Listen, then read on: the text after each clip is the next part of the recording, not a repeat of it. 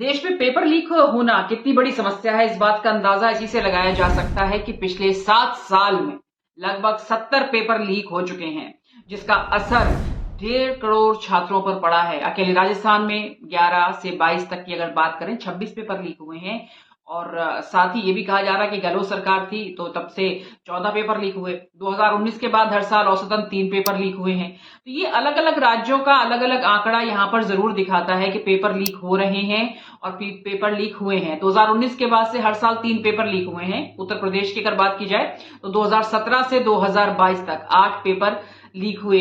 और इतना ही नहीं, ऑनलाइन रिक्रूटमेंट यानी कि जो नौकरियां होती हैं उसमें भी पेपर लीक हुए हैं। और ऐसे में जो लोग हैं, जो स्टूडेंट हैं, जो छात्र हैं, जो अपना भविष्य देखते हैं, वो कहीं खत्म है। ऐसे में विधेयक लेकर सरकार सरकार ने कानून बनाया, उसमें कड़ी कड़ी सजा दी गई है। पेपर जो लीक करवाएगा उसको भी, और साथ ही जो उसमें लिप्त होगा, जो भी लोग उसमें होंगे, उसमें अलग अलग प्रावधान के तहत उन्हें सजा दी जाएगी। क्या बात सजा से खत्म हो जाएगी? क्या कानून बनाने से खत्म हो जाएगी? बात ये है, राहुल गांधी यूपी के दौरे पे हैं। उनकी न्याय यात्रा जो है आजकल यूपी में है। प्रयागराज में सीधे जनता को संबोधित कर रहे थे, लोगों से बात कर रहे थे, युवाओं से बात कर रहे थे। और युवा अपनी जिस तरह से आप बीती बता रहे हैं उसको जरा गौर से सुनिएगा। वो कह रहे हैं कि हम यहाँ पर जितने क्वेश्चन आते हैं नौकरियों के लिए, जब वो जाते हैं तो वो सॉल्व करके आते हैं, मैक्सिमम क्वेश्चन सॉल्व करके वो आते हैं जिससे उनकी नौकरी हो जाएगी। लेकिन ऐसा होता नहीं है। हर किसी के फोन में वो पेपर होता है। तो लगातार पेपर लीक हो रहे हैं। ये स्टूडेंट्स की भी शिकायत है, ये उन लोगों की भी शिकायत है कि जब बेरोजगारी का आंकड़ा पूछा जाता है केंद्र सरकार से तो केंद्र सरकार के पास डेटा तक नहीं होता।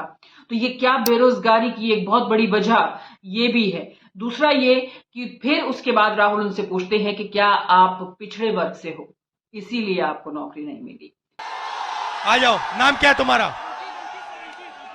अंकित। पूरा नाम क्या है? आ जाओ ऊपर।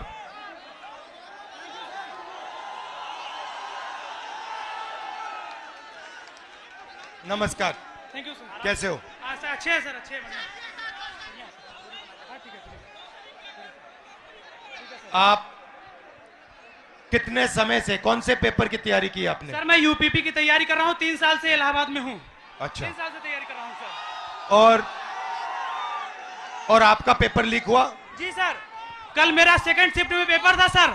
पूरे कॉलेज के हर बच्चों के मोबाइल में पेपर पहले से अलाउ है सर। सारे बच्चे बैठ के पेपर रट रहे हैं, सब के सब।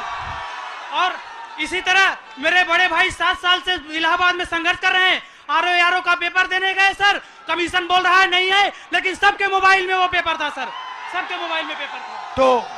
तो नुकसान तो आपका हो रहा है। जी सर। और नुकसान इन सब युवाओं का हो रहा है। सर मेरे सभी भाइयों का हो रहा है नुकसान। फायदा किसका हो रहा है? फायदा सर सरकार का हो रहा है सर। 50-60 हजार भर्ती निकाली है, 150 रुपए के हिसाब से लाखों करोड़ों रुपए वसूल कर रख ली। और परीक्षा सर होम डिस्ट्रिक्ट में करके नकल का पूरा भरमार लगा दिया सर।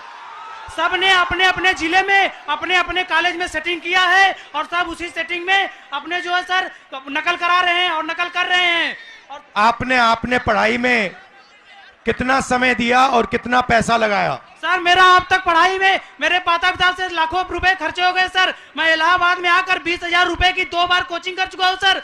कई बार सर मेरिट 130 क्वेश्चन में 110 करके आने पर भी नकल के भरोसे मेरिट इतनी हाई चली जाती है सर, हम लोग का जॉब नहीं हो पाता है सर। अब बताइए 130 में 110 क्वेश्चन करके आए फिर भी हम लोग का नहीं हो पा रहा है। सीधा मोदी परिवार है ये, और मोदी सरकार पर, और मोदी सरकार से को अगर ये कहें कि खरी खरी सुनाई है राहुल गांधी ने कि उन्होंने साफ तौर पर कहा है कि आप पिछड़े हैं, आप दलित हैं, आपको नौकरियां नहीं मिलेंगी, आपको उच्च पद पे जाने का मौका नहीं मिलेगा।